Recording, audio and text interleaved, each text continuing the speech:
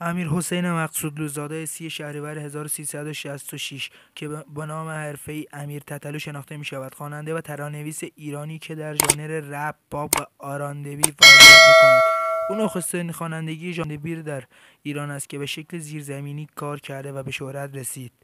او در میانه دهه 1380 به دبی سفر کرد و پس از مدتی به ایران بازگشت. او نخستین آلبوم رسمی خود را به نام زیر همکف در سال 1390 بدون گرفتن مجوز از وزارت فرهنگ و ارشاد اسلامی منتشر کرد.